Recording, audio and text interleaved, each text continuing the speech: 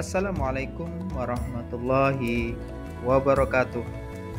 Perkenalkan, nama saya Reno Firdaus, MSI, sebagai dosen sosiologi di STAIN Bengkalis.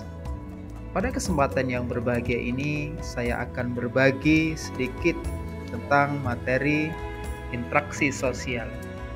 Materi interaksi sosial ini terdapat di mata kuliah pengantar sosiologi. Adapun harapan dari materi ini adalah untuk meningkatkan pengetahuan para peserta belajar ya dimanapun berada, baik tentang interaksi sosial, syarat-syarat terjadinya interaksi sosial, dan mampu menganalisis dasar-dasar pembentukan interaksi sosial. Adapun materi pembahasan kita hari ini terbagi menjadi 3, yaitu pertama pengertian interaksi sosial, yang kedua adalah syarat terjadinya interaksi sosial, dan yang ketiga adalah bentuk-bentuk interaksi sosial.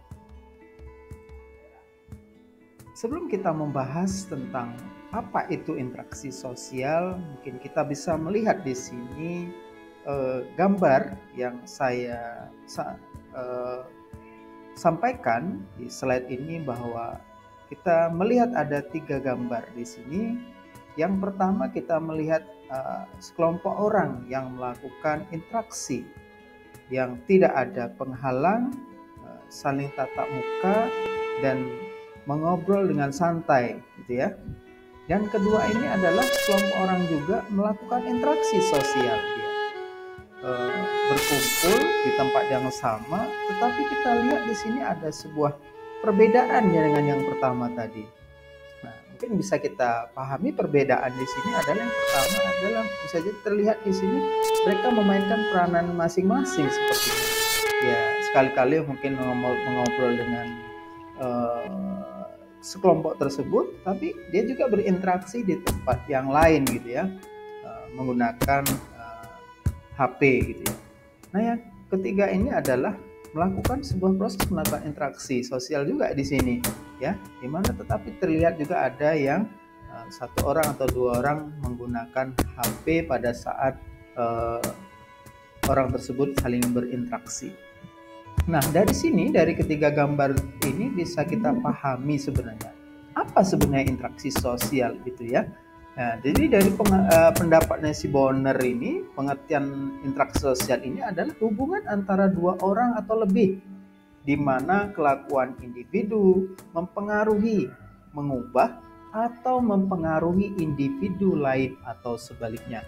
Nah, yang kedua menurut si John Lewis ini mengartikan bahwa interaksi sosial adalah hubungan sosial dinamis menyangkut hubungan antar individu, antar kelompok dengan kelompok. Jadi bisa dimaknai di sini ya, interaksi itu tidak hanya terjadi antara satu orang saja, tetapi bisa antara satu orang dengan kelompok atau kelompok dengan kelompok. Ini yang dimaknai interaksi sosial menurut si Bonner dan John Lewis ini. Nah, selanjutnya apa sebenarnya syarat-syarat terjadinya interaksi sosial, gitu ya. Kalau kita lihat di sini kita bisa melihat gambar juga ya. Syarat terjadi interaksi sosial itu ada 2. Yang pertama adalah kita lihat di sini adalah adanya kontak sosial, dan yang kedua adalah komunikasi, ya. Yang pertama, kenapa perlu adanya kontak sosial dalam interaksi sosial itu? Ya, kontak sosial ini dimaknai bahwa adanya hubungan antara satu pihak dengan pihak lain yang merupakan awal terjadinya interaksi, dan masing-masing pihak saling berinteraksi antara satu dengan yang lain meski tidak harus bersentuhan secara fisik, ya. Jadi tidak mesti ada persentuhan secara fisik, tetapi ketika sudah bertemu ya bisa melakukan sebuah interaksi di situ, ya. Kadang kita juga kita di jalan gitu ya, tidak kenal sama orang, Tapi ketika kita bertemu mungkin ada yang pengen kita sampaikan, bertanya kepada seseorang tersebut, kita sudah melakukan sebuah kontak sosial dan sudah terjadinya proses interaksi, ya. Yang kedua adanya komunikasi, ya. Dimaknai di sini bahwa komunikasi adalah bahwa seseorang yang memberi tafsiran kepada orang lain yang berwujud pembicaraan, gerak-gerak badannya atau sikap, ya, perasaan-perasaan apa yang ingin disampaikan oleh orang tersebut, ya. Jadi komunikasi itu dalam konteksnya interaksi sosial ini tidak hanya dilihat pada wujud pembicaraan saja, ya, sebenarnya bisa juga dalam segi gerak-gerik, ya. Kadang kita melihat, ya, mungkin kita lihat mahasiswa kita gitu kan, eh, apa namanya, ya, mungkin mau mengajukan pertanyaan gitu, ya. Nah, dengan gerak-gerik dia, sikap dia atau menyampaikan pendapat-pendapatnya itu, kita sudah sebenarnya sudah melakukan sebuah interaksi di situ. Sudah adanya terjadinya sebuah interaksi sosial. Nah, yang selanjutnya adalah bentuk-bentuk interaksi sosial, ya. Yang perlu kita pahami di sini, ya, bentuk-bentuk interaksi sosial itu ada dua, ya, asosiatif dan disosiatif, ya. Apa itu asosiatif gitu ya?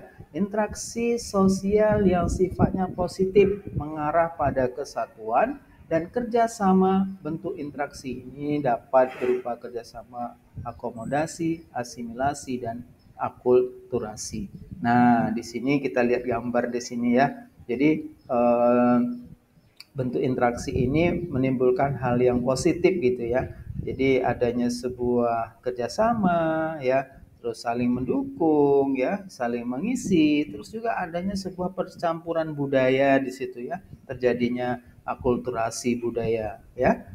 Nah, kalau yang disosiatif ini, ya, ini sebaliknya dari asosiatif gitu, ya. Kalau di asosiatif itu mengarah kepada sifatnya positif, yang disosiatif ini dia adalah mengarah kepada konflik dan perpecahan, baik itu individu maupun kelompok gitu, ya, ataupun individu dengan individu, ya. Banyak kasus atau contoh yang terjadi di interaksi sosial bentuk disosiatif ini yang berakibat, ya, menimbulkan korban, sampai menimbulkan korban, perpecahan.